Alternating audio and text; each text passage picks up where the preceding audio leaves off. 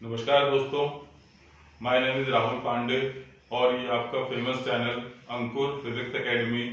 दोस्तों, जैसे हम लोगों ने लास्ट टाइम डिस्कस किया था क्लास 11 फिजिक्स में और हमारा चैप्टर चल रहा था motion in a straight line, right. The name of the chapter was motion in a straight line. काफी सारी बातें डिस्कस हो चुकी थी, बहुत सारे पॉइंट्स हम लोगों ने किए थे। उसमें सबसे पहली चीज आई थी पोजीशन, पाथ लेंथ और displacement. Position, path length and displacement. और उसी सीक्वेंस में, उसी कड़ी में आगे बढ़ते हुए एक नया टॉपिक, अगला टॉपिक बहुत फेमस, बहुत इंपॉर्टेंट, जरूरी टॉपिक है सिलेबस का, और वो है एक्सेलरेशन। आपने बोर्ड पे देखा, the name of the topic is acceleration. तो एक छोटा सा क्वेश्चन आता है कि आपने गति की बात कर ली, आपने डिस्प्लेसमेंट की बात कर ली, ये सारी चीजें आ गई, वेलोसिटी भी आया, डिस्प्लेसमेंट भी आया, तो ये एक्सेलरेशन क्या होता है? तो जैसे आप देखते कोई सीढ़ी होती है, आप एक एक करके आगे बढ़ रहे हैं, तो वैसे ही सबसे पहले कंसेप्ट आया डिस्प्लेसमेंट। डिस्प्लेसमेंट का मतलब होता है विस्थापन। आप एक बिंदु से दूसरे बिंदु की तरफ आगे बढ़ोगे, जिसको कहते हैं डिस्प्लेसमेंट। लेकिन अगर डिस्प्लेसमेंट में समय भी मिला दिया जाए, टाइम भी इन्वॉल्व हो जाए, जैसे मान लो आप 1 मीटर आगे जा रहे हो और आपको समय लग रहा है 1 सेकंड, तो नई कहानी शुरू होती है, उसको कहते हैं वेलोसिटी। हिंदी में आप कहते हो गति, राइट। तो वेलोसिटी में दिशा भी होती है, वेलोसिटी में दिशा भी होती है। इसके बाद अगर अगली चीज आप पढ़ना चाह रहे हैं, डिस्कस करना चाह रहे हैं, वो है कंसेप्ट ऑफ एक्सेलरेशन। हिंदी में एक्सेलरेशन को हम लोग कहते हैं त्वरण। त्वरण, तो ये चीज जो एक्सेलरेशन होती है, एक्चुअली में ये वेलोसिटी के चेंज को नापती है। आपने बहुत सही सुना, वेलोसिटी के चेंज को, गति में जो बदलाव आया वो कितने समय में आया। ध्यान से सुनिएगा, बहुत जरूरी पॉइंट है। एक्सेलरेशन या त्वरण का मतलब होता है गति का बदलाव कितने समय में आया। जैसे उदाहरण की बात करूं, आपने मोटरसाइकिल देखा है, कार देखा है, एरोप्लेन, कुछ भी आप देखिए, सब में कॉमन एग्जांपल होता है एक्सीलरेटर लगा रहता है। एक्सीलरेटर, तो एक्सीलरेटर का काम होता है गति बढ़ाना। व्हाट डू वी से, टू इंक्रीज द वेलोसिटी। अभी आप जैसे 10 किलोमीटर पर आवर से जा रहे हैं, तो आपके पास जो बाइक है, मोटरसाइकिल, अगर आप उसको एक्सीलरेट करोगे यूं, तो आपकी स्पीड बढ़ेगी, वेलोसिटी बढ़ेगी। तो बदलाव आया या नहीं आया, गति में चेंजेस आए। पहले रफ्तार कम थी, अब रफ्तार बढ़ रही है। तो दोस्तों, अगर इसी चेंज को आप नापना चाहते हैं, इसी बदलाव को अगर आप नापना चाहते हो, तो आप जिस टॉपिक की बात करोगे that is called as acceleration. आपके सामने लिखा हुआ है एक्सेलरेशन।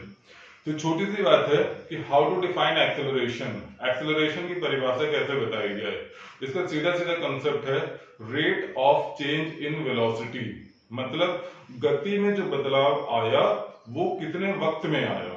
हिंदी की बात करूं तो गति में जो बदलाव आया वो कितने समय में आया, इसको आप कहते हो एक्सेलरेशन, राइट। अब जरा आप ये सोचो, आपकी गाड़ी अगर चल रही है 10 किलोमीटर प्रति घंटे की रफ्तार से, और आपने इसको किया 20 किलोमीटर प्रति घंटे की रफ्तार से, लेकिन मान लो ये काम आप 10 सेकंड में कर रहे हो।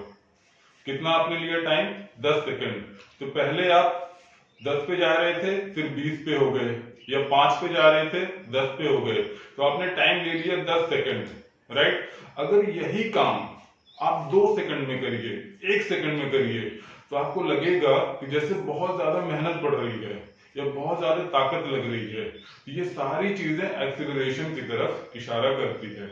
आप रफ्तार बढ़ाइए, लेकिन अगर धीरे धीरे बढ़ाओगे तो एक्सीलरेशन कुछ और आएगी। अगर आप रफ्तार अचानक से बढ़ा दीजिए, एक्सीलरेटर को अचानक से तेज कर दीजिए, तो आपको लगेगा कि बहुत ज्यादा ताकत लगी है, बहुत ज्यादा फोर्स आ रही है। ये सारी कहानी शुरू होती है एक्सीलरेशन से।